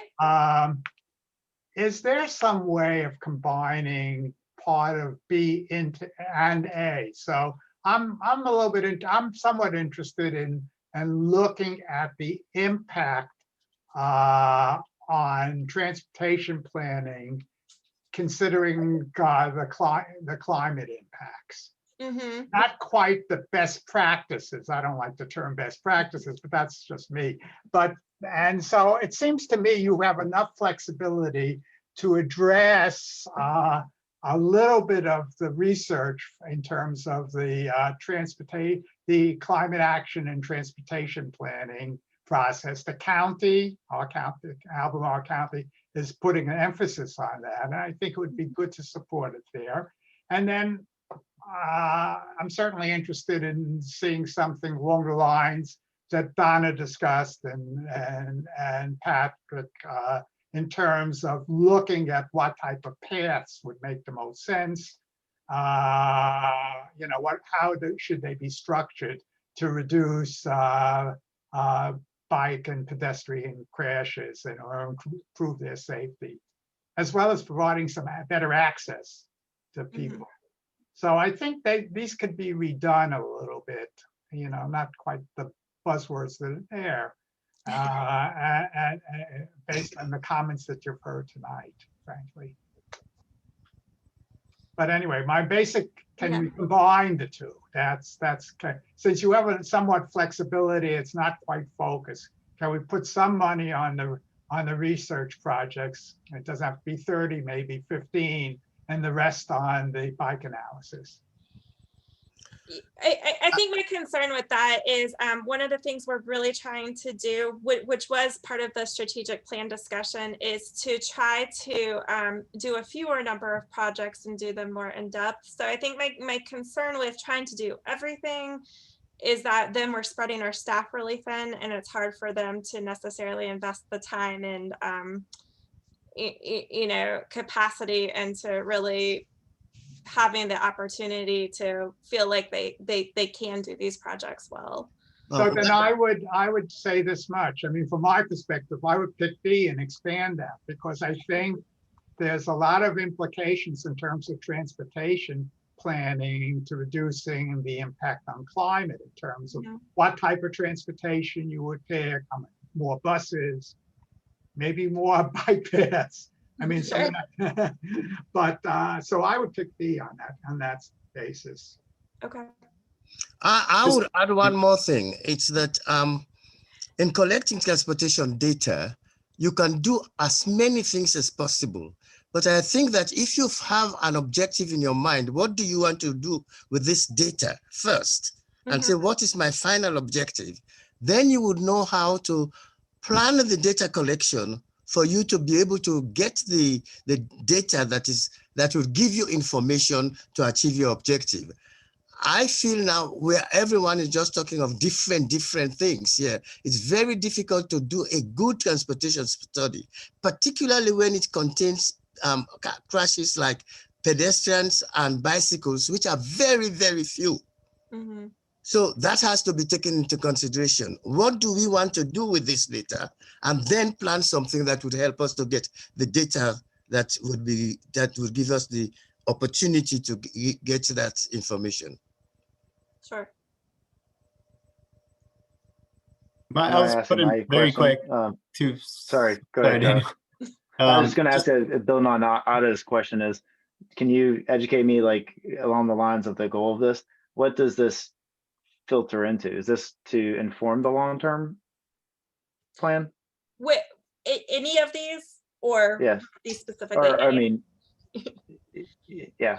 Yeah, or each of them independently, which they may have different objectives, but what are the objectives of what these things are supposed to filter into from your perspective? Sure. So the bike and pedestrian crash analysis, we did talk to the local planning staffs that are involved with this. They said that this was not information that they had that would be really helpful as far as planning infrastructure projects. I think Donna's point is a good one, that we need to, maybe we don't have enough data to make that decisively, but we need to know what the factors are that are preventing people from more comfortably being able to use bike and ped infrastructure. But there is also an equity analysis, an equity component to that, because not everybody has an option.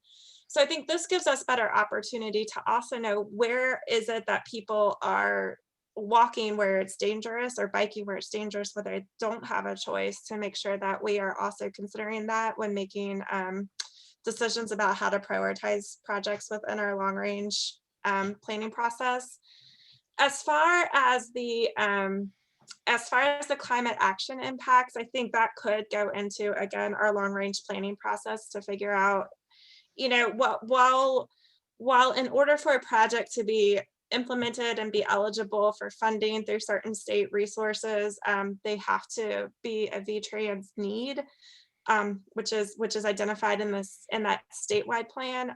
We do have the opportunity to prioritize, to choose our own system on how we're going to prioritize projects locally, which basically says if we have two projects that, would give us equivalent values based on the state's criteria, which one do we want to prioritize? And so some of those best practices could help us develop a process that would incorporate that. And then the transportation funding piece, it has been really important because there's been a lot more of a move to regional areas developing their own transportation authorities or coming up with creative ways to bring additional revenue to support their transportation improvements. We're just seeing it's getting harder and harder to fund all of the desired or needed transportation improvements just using the state dollars. So there are a lot of places that are trying to do innovative and new things, like developing transportation authorities, like establishing, special tax districts and things like that. So that's why the transportation funding becomes really important. It shows us how we can get a higher level of local investment to support local projects. Did that answer your question? Yeah, I guess that's, as we've talked about, as Otto was saying, is like, what's the outcome if we spend this money to do that? How close to one of these things get us to an outcome, of understanding, and that, I guess one of my concerns was kind of after Donna spoke, but speaking about that is just, knowing, having worked in data, two things with the crash analysis was, if you don't have the in-house capabilities or the foundation of the data to munge the data, that data is going to be super dirty. And are we going to have actionable results off of that? And that's a very meager budget for data munging, like we say in our space, in my space. I am interested in that very much, not just from the kind of like what happened, but as we look at the growth and the comprehensive plan and more affordable housing, RST residents going up north and the growth there, like understanding where we have problems and doing that equity piece is what's really interesting to me, is like, where are the underserved areas? Where's the equity? How, as we're starting to think about how we put more of that connectivity in and promote that, like getting that kind of insight for that long range planning would make, is intriguing to me, but just wanted to get your perspective on, from, if we're going to spend this money, what unlocks the ability to factor into the longer plan that drives outcomes meaningfully. Right. I'm a layperson. I can't sit here and tell you what to do. I could give you a guess on option A or B or say what I like, but trying to understand what we think is going to drive outcomes is interesting to get the expert's opinion on what that is. So thank you for your response. You're welcome. So, Travis, were you about to say something? Yeah, I'm just going to give my very quick takes. I know we're running a bit over here. I definitely support the two kind of items in option B, but to me, they do feel a little more amorphous. I'm a little less sure how they will kind of feed into the analysis, and option B does seem a little more, or sorry, option A does seem a little more focused and more likely to come up with something concrete we can really use. So I think I slightly leaning towards option A for that reason.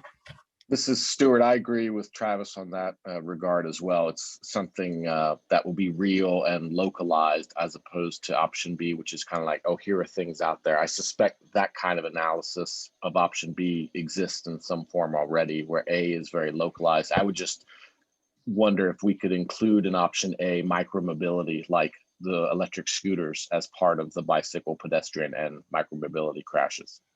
Sure. Great. Any other questions for Sandy before we, if anyone's feeling the urge to motion for a vote?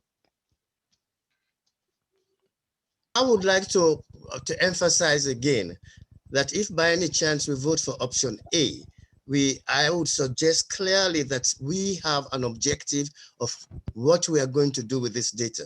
Because just saying this data and we say, oh, we can get this, we can do this, and does not make sense, and it would not work.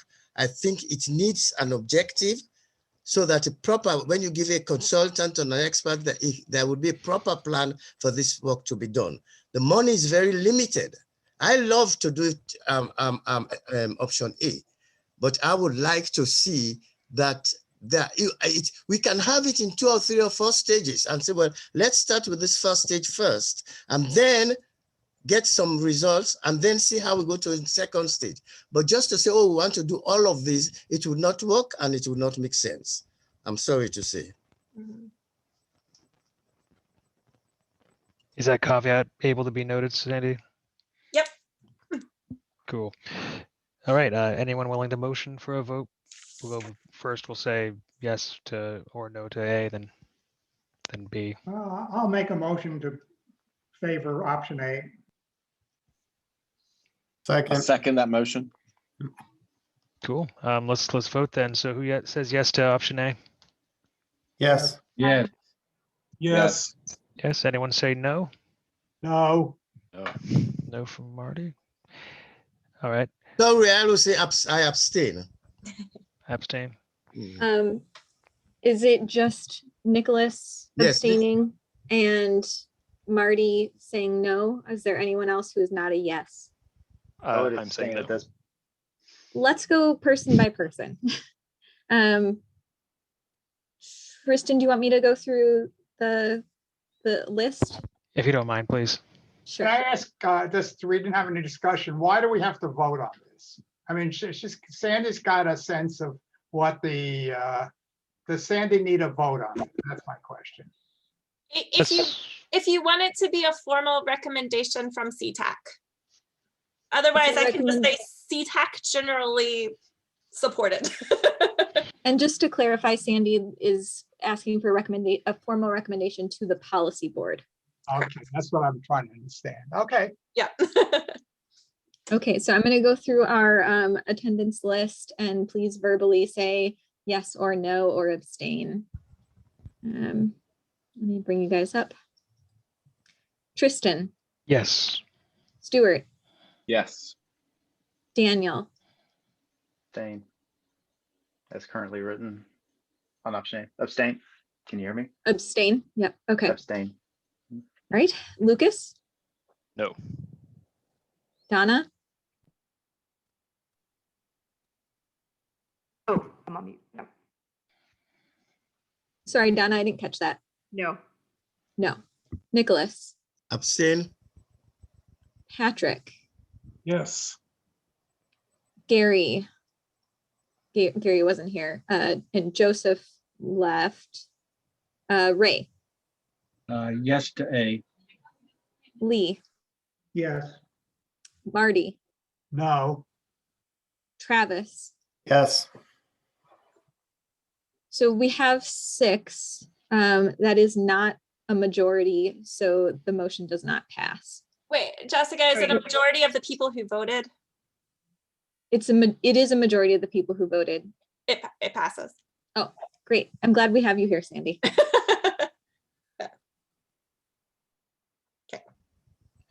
And if you could just include some of those caveats when you explain it, or things we mentioned along with it, it'd be helpful. Yep. I have a Thank note. you.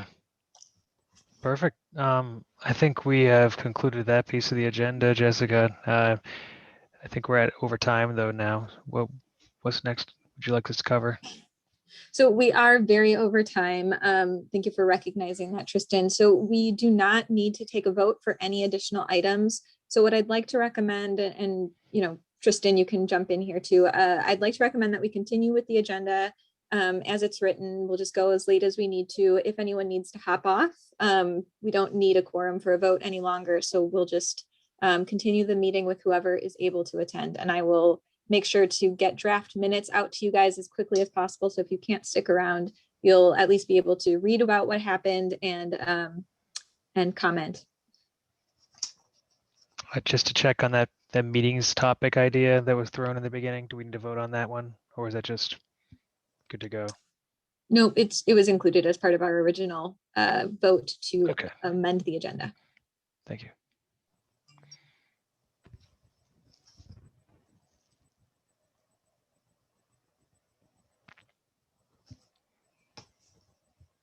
Great. Sandy, I think you're still on the spot for Smart Scale.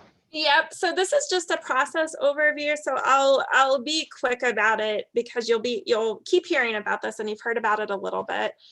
For those of you that are not familiar though, Smart Scale is the Virginia state process to select transportation projects for funding. So every 2 years we have an opportunity to submit applications.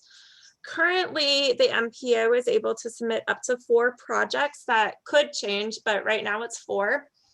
And in order to for the MPO to submit these projects, there are a couple of criteria that have to be met. So first of all, it has to meet an identified need in the state's planning document, which is known as VTrans. And then the projects that MPOs are eligible to submit projects for are projects that have an identified need on a corridor of statewide significance. So that's like US 29 or 64, or are within the regional network, which is defined by VTrans. And that is really moving people throughout the region, and it has a much stronger multimodal component. So we talked about the general timeline. I'm going to focus more on this first section because this is what really is going to impact you. We had talked about developing a more robust public engagement process to prepare smart scale applications. So that is what we're in the process of doing right now. In your packet, I included a list of projects that have been sort of identified as a first round of potential projects that could move forward towards submission. This is something that I met with VDOT staff and locality staff from Charlottesville and Albemarle and came up with this list. So we'll start there. In April and May, we're also going to be receiving project requests from local governments. You all will have the opportunity, if there are additional projects you want to be considered for a smart scale submission, your committee can vote to move those forward. MPO Tech would be able to move this forward. And then we're also going to give the Regional Transit Partnership an opportunity to also recommend projects to move forward in consideration for the MPO Smart Scale process. In May, we will be giving you all and the policy board a finalized list of potential projects. So that's going to be a full list that you'll be able to choose from. And then in July, we're going to be asking you all to recommend the projects that you would like to see move forward.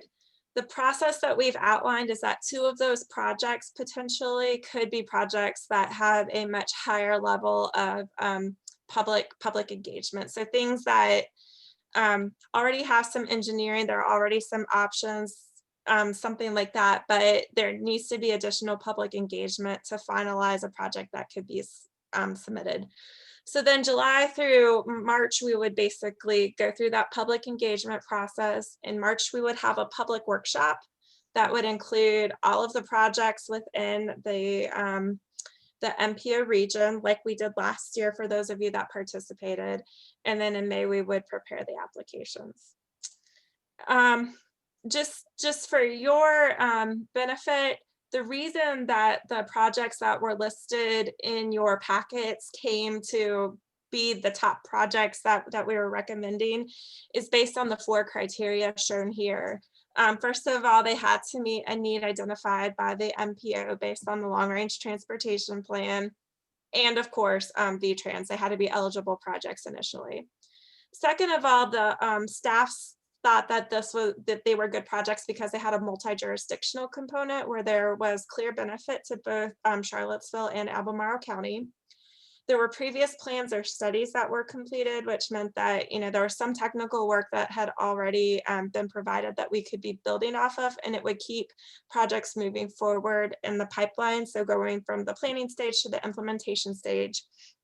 And then the last one is that there was some public support already expressed for the project. So we knew that the public was interested in it and that it would be a project that the public saw as beneficial. So that led to this list. I just made this quick little map for you to give you an idea. The locations are not precise. It just gives you general locations. The District Avenue roundabout and the Hillsdale Avenue extension both came out of the Hydraulic 29 solutions study. So the Hillsdale Avenue extension was actually submitted in the last round of Smart Scale, and it was number 21 out of 20 projects that got funded. So it would be a good opportunity to go back and reapply and see if there were some opportunities to maybe either reduce the cost of that project or see if we could just do something to make it more competitive. And the District Avenue roundabout is actually the only other project on our constrained long-range transportation plan list. So that's kind of the long-range transportation plan identifies a really long list of projects, and then it identifies out of those projects, these are the really high priority ones that we want to do. The District Avenue roundabout is the last project on that constrained list. So those two were ones that we wanted to move forward. You all probably remember, for those of you that were involved, that there's been a feasibility study that we worked with VDOT consultants on for the Ravenna River bridge, some sort of pedestrian or bicycle crossing. So we could continue to build on that. And then there were 2 corridor studies that were just recently completed by Albemarle that include Avon Street Extended and 5th Street. Both of those have multimodal components. I do want to mention that there's also another project listed on here, the Sunset Fontaine Connector. After having some discussions, we do think that that's really important, but it's not project ready at this point, and we don't think that it could be project ready prior to the Smart Scale application deadline. So I did want to mention it though, in case it comes up in some of your communications, because there's a reason we're not pursuing it, even though there seems to be interest from pretty much all the parties that would be involved in pursuing some opportunities to plan that and create that connector. So at this point, this is just the first round. Like I said, we'll be bringing this back to you next month for another discussion where we'll go through some of these potential projects in more detail and see if you all have some other projects you would like to move forward for consideration. But if there are any questions, I'm happy to answer them. Otherwise, no need to vote on anything at this point. On Sunset Fontaine. Mm-hmm.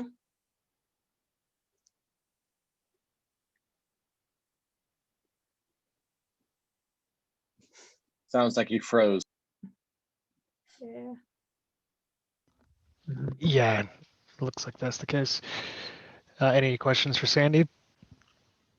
I was just going to ask a quick question. I know you all are doing quite a bit of public engagement on the Ravenna River crossing. Do you feel like the current process will kind of satisfy what you need in terms of public engagement for that? I guess I was leaning against that one because there is this whole separate public engagement process going on, but whether more will be needed after that, it's done a good sense of. Yeah, I'm a little bit more on the fence on that one. I think it could go either way. And Jessica's probably better able to speak. I don't know at this point if there is a definitive sort of, I don't know, frontline winner as far as which of the options is preferred. I think my personal assessment of these is that the District Avenue and the Hillsdale Avenue extension, those are both fairly discrete projects. So, you know, I think we could put an application in and there isn't necessarily a need to do a robust public engagement with those. Avon Street and Fifth Street, I think those are more corridor studies. So my personal thought is that, you know, we would need some public engagement to figure out what from those projects should go into a smart scale application. And the Ravenna River bike and pedestrian crossing, Jessica, you can say more if you want to, but I think that one could kind of go either way. I think the only thing I'll add is my impression of working with the localities on the engagement that we've already done for that project is that they are interested in doing more engagement on that project. Through the MPO or themselves? I think that's that has not been determined. And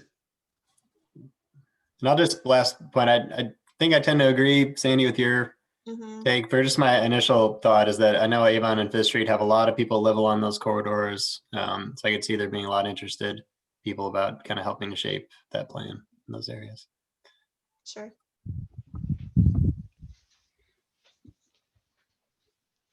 Cool. There's nothing else for Sandy. Thanks, Sandy. It's staff updates, Jessica. Great. So my only staff update is that I wanted to share with you guys the results of the poll. So I'm just sharing my screen. It's just this one slide. I just want to give you the results. So out of everyone who responded, 5 of you said that you would like to continue to see the meetings be every other month, as they currently are. 3 of you responded that you'd like to change the frequency of the meetings to every month. As for the duration of the meetings, 6 of you wanted to keep the meetings at an hour and a half long. 2 of you wanted to extend them to 2 hours. And then just broadly, 4 people out of all of you did not respond to the poll. And 1 of you suggested that you were willing to increase either the frequency or the length, but not both. So I think the results of our poll show that we don't have like a clear winner. It's not really obvious what direction to go. This is something I'd like to pick up at a future meeting. As you guys can tell, we're way over time for probably the 3rd meeting in a row. And that has nothing to do with Tristan running the meeting. That has everything to do with how much stuff we have on the agenda. So I think that there might need to be we might need to revisit this in the future. But given how over time we are today, I don't want to belabor the point. So I can take any questions, but we can also just revisit this next time. Thanks, Jessica. I'm happy to time box if you guys want me to. I run meetings all the time, but I don't want to do that to you guys if I don't have to. But all right. Any questions for Jessica before we conclude? Yeah, I have one question, if I might, since last time we met, we were briefed on 2 projects, and the one I was interested in was the Albemarle County Transit Expansion Feasibility Study. What's the outreach on that? How can I get more information on that? So we've been talking about outreach, and I can't find anything other than just basic information. So where is the outreach for that, and where does it stand? Great. So before I answer that, Tristan, do you feel like we have moved into the next agenda item? I thought you were closing the meeting. I thought that's why I brought it up now. Yeah, I thought we already addressed that topic, but I didn't know we're actually going to conduct it this time around. But yeah, this would be an example of its use. Okay. That's right. So now I'll jump into that explanation. So the Albemarle County Transit Expansion Grant it's going to mostly go through the RTP. There's also going to be an advisory group that's going to be appointed by the Albemarle County Board of Supervisors. They're going to function as like an advisory group, sort of a technical committee, but it's also going to include members of the public. I don't know if all those people have been notified yet, and they have not been appointed, so I'm not going to say any names at this point. If you want to keep updated on the study, I really recommend that you check out our RTP meetings, which are the 4th Thursday of every month. And the R, now you've got me with an acronym, RTC? Oh yes, the Regional Transit Partnership, RTP. Yep.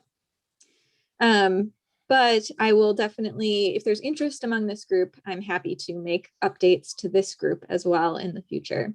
The super briefest update is the selection committee met today actually and decided on a consulting team for that project. That's going to go before the Planning District Commission. I don't know the date of that meeting, but soon. And then it'll be official that we'll have consultants on board, and we'll really get started on the process of having those consultants meet with that advisory group that I mentioned. And the whole project is set to wrap up by the end of the calendar year, because it's not just a feasibility study, it's the creation of an implementation plan for expanded service to those 3 locations. And who's appointing people to the advisory committee? The Albemarle County Board of Supervisors. And the reason for that is this is their project. We are running it, they are funding it, they are funding half of it with DRPT funding the other half. Okay. Thank you. Any other questions? Yeah, I've got a couple of things. One is I mentioned to Jessica that I'm willing to make a presentation on roundabouts, where they work, where they don't work, based mostly on the National Cooperative Highway document that pretty much the Bible of roundabouts and how they're correctly applied and where they're not. And that's relevant to a couple of projects that we've looked at recently. Hydraulic in 29 is one where a roundabout was proposed at Hillsdale and Hydraulic. And also at another smart scale project was Rio Road and John Warner Parkway. And another one that's been proposed is at 5th Street at the entrance to the county office, or basically intersection of Old Lynchburg Road and 5th Street. So if it's of interest to the committee, I can provide background information that I think would help us all in evaluating these roundabout proposals so that we're more educated. I feel that a lot of times, you know, a VDOT consultant just proposes one and it's taken as, okay, this is a roundabout, so it must be a good thing, but they're not always designed well. So I'd like to get into that. The second thing I wanted to mention was, as far as smart scale projects for round 5, I'm going to make a case for hydraulic in 29. I realize that there is a smart scale project that was approved, or at least was graded well in round 4, but it really doesn't do anything to solve the problem. So that problem is going to persist. And I have some ideas of how that problem could actually be solved instead of spending $25 million and accomplish virtually nothing. But so I'm going to bring that up. And I guess, I kind of feel that this committee is an appropriate venue to make those kind of comments. If it's not, tell me. But I think that that list that was presented for round 5, I think is, I'd like to see it modified somewhat, is what I'm saying, especially the $20 million proposal to extend Hillsdale to US 250.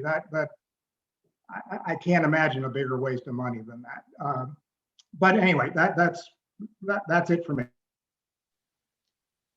Thanks, Lee. And Sandy, I wanted to give you an opportunity to say more about smart scale, because I know that we've written into our process something about CTAC making recommendations for additional projects. Yeah, so basically, if you all would like to forward additional, or if you would like additional projects to be considered, in the list of potential projects to choose from that we'll identify at your next meeting, you'll be able to have a discussion, and the committee would be able to vote on whether or not they had any additional projects they wanted to move forward to add to the list to be considered at that point. So Sandy, would you recommend that if anyone has a project they'd like to add to consideration, they should email you ahead of time to ensure that it's eligible? They should probably email it not to me, but to you to include in the packet for a decision. Okay. And then to Lee's other point, Lee did reach out with a very generous offer to make a presentation about roundabouts. And I think that inspired some conversation internally at the PDC about how much expertise we have on CTAC. And we are talking about working on some sort of process to give everyone an opportunity to share some of that expertise over the course of our meetings over the course of the year. So that's something that I want to come back to. I'm going to be talking to Lee directly on his offer, but we'll also come back to the whole group with this offer for people to do more to share their expertise. That's great. Thanks, Jessica. Thanks, Sandy. Thanks, Lee. Just being cognizant of time, I think we should wrap up. Anything else we need to cover before we close out? Nothing else. Did we talk about the survey? Yes. We did. Yes. Yep, we did, Patrick, and you'll be able to refer to the meeting recording to see more details on that. Summary is nothing conclusive. Be continued, I think is the Problem solved. Yeah. Well, if there's nothing else, I think we can call to close, everyone. Thanks, everyone. I hope you guys have a great rest of your evening. Thank you. Thanks so Thanks. much. Thank you, Tristan. Sandy. See y'all. Yep. Thank you. Take care. Lucinda.